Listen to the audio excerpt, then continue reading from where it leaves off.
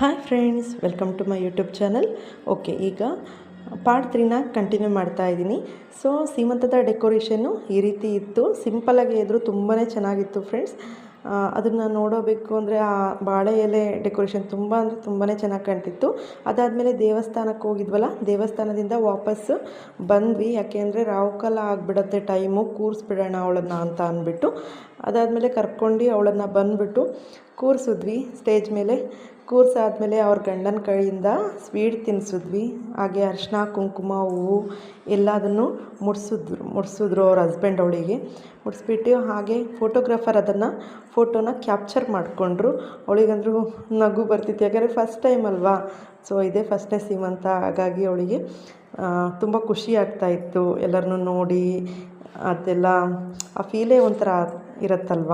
ಅದಾದಮೇಲೆ ಬ್ಯಾಕ್ ಸೈಡಲ್ಲಿ ಏನೇನು ಸ್ಟೇಜ್ ಮೇಲೆ ಇಡಬೇಕಾಗಿದ್ದಲ್ಲ ಆ ಐಟಮ್ನೆಲ್ಲ ತಟ್ಟೆಗಳಲ್ಲಿ ಜೋಡಿಸ್ಕೊಂಡು ಹಾಗೆ ಸ್ಟೇಜ್ ಮೇಲೆ ತೊಗೊಂಡು ಬರಲಿಕ್ಕೆ ರೆಡಿ ಮಾಡ್ತಾಯಿದ್ರು.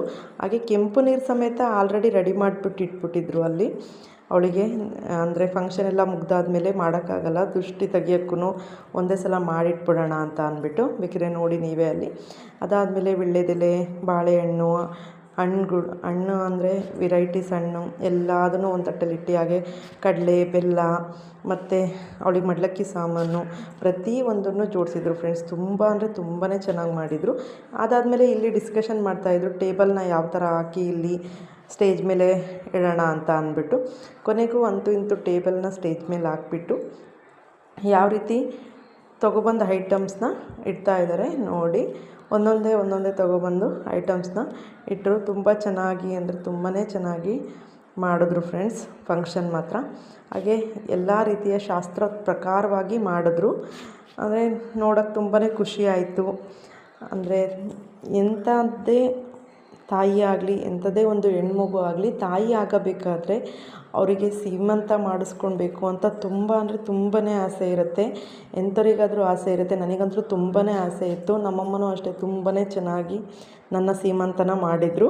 ನಾನು ಹೇಗೆ ಬೇಕು ಅಂದಿದ್ದನ್ನ ಹಾಗೆ ಮಾಡಿದರು. ನನಗಂತೂ ತುಂಬಾ ಖುಷಿ ಐತೆ. ಅದು ಇನ್ನೂ ನೆನೆಸ್ಕೊಂಡ್ರು ಈಗಲೂ ಸಹ ತುಂಬ ಖುಷಿಯಾಗತ್ತೆ. ಕಣ್ಣಲ್ಲಿ ಹಂಗೆ ಸಂತೋಷಕ್ಕೆ ನೀರು ಬರುತ್ತೆ, ಅಷ್ಟು ಚೆನ್ನಾಗಿತ್ತು.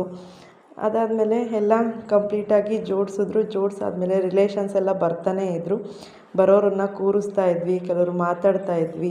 ಹಾಗೆ ಅವಳು ಕೂಡ ರಿಲೇಷನ್ಸ್ ಎಲ್ಲ ನೋಡಿಬಿಟ್ಟು ತುಂಬಾ ಖುಷಿಯಾಗಿತ್ತು, ಎಲ್ಲರೂ ಬರ್ತಿದ್ದಾರೆ ಅಂತ ಅಂದ್ಬಿಟ್ಟು.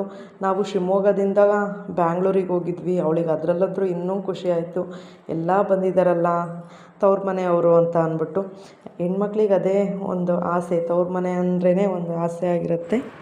ಎಲ್ಲರೂ ಹಾಗೆ ಅರಿಶಿನ ಕುಂಕುಮ ಹಚ್ಚಿ ಅಕ್ಷತೆ ಕಾಳನ್ನು ಹಾಕ್ಬಿಟ್ಟು ಗಂಡಾದರೂ ಆಗಲಿ ಹೆಣ್ಣಾದರೂ ಆಗಲಿ ಸುಖವಾಗಿ ಹೆರಿಗೆ ಆಗಲಿ ಅಂತ ಅಂದ್ಬಿಟ್ಟು ದೊಡ್ಡವರೆಲ್ಲ ಅಲ್ಲಿ ಹಾರೈಸ್ತಾಯಿದ್ರು ಅವಳಿಗೆ.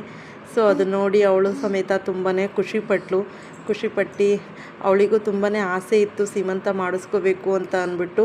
ಡಾಕ್ಟರ್ ಬೇರೆ ಬೇಗ ಡೆಲಿವರಿ ಆಗುತ್ತೆ ಅಂತ ಅಂದ್ಬಿಟ್ಟು ಹೇಳಿದರು ಅವಳಿಗೆ. ಸೊ ಹಾಗಾಗಿ ಆದಷ್ಟು ಬೇಗನೆ ಸೀಮಂತನ ಇಟ್ಕೊಂಡಿದ್ವಿ. ಅಂದರೆ 8 ತಿಂಗಳು ತುಂಬಿದ ತಕ್ಷಣಕ್ಕೆ 9 ತಿಂಗಳು ಬಿದ್ದಿದ್ದ ತಕ್ಷಣವೇ ಸೀಮಂತನ ಮಾಡೋಕ್ಕೆ ಎಲ್ಲ ರೆಡಿ ಮಾಡ್ಕೊಂಡಿದ್ರು. ಸೊ ಸೀಮಂತ ಕೂಡ ಹಾಗೆ ಅವಳು ಇಷ್ಟಪಟ್ಟಂಗೆ ಆಯಿತು. ಅವಳಿಗೆ ಅದೇ ಮೇನ್ ತುಂಬಾ ಇಷ್ಟಪಟ್ಟಿದ್ದು. ಸೊ ಯಾವುದೇ ಒಂದು ಗರ್ಭಿಣಿಗಾದರೂ ಸೀಮಂತ ಅನ್ನೋದು ಅವರ ಲೈಫಲ್ಲಿ ತುಂಬ ಒಂದು ದೊಡ್ಡ ಪಾರ್ಟ್ ಆಗಿರುತ್ತೆ. ಅದು ಯಾವುದೇ ಕಾರಣಕ್ಕೂ ಆ ಫಂಕ್ಷನ್ನ ಮಿಸ್ ಮಾಡ್ಕೋಬೇಕು ಅಂತ ಅಂದ್ಬಿಟ್ಟು ಅನಿಸಲ್ಲ.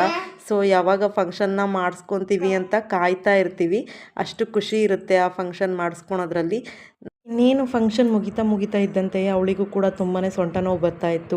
ಕುತ್ತಿ ಅವಳ ಮುಖ ನೋಡಿದ್ರೆ ನನಗೆ ರಿಯಾಕ್ಷನಲ್ಲಿ ಗೊತ್ತಾಗ್ತಿತ್ತು.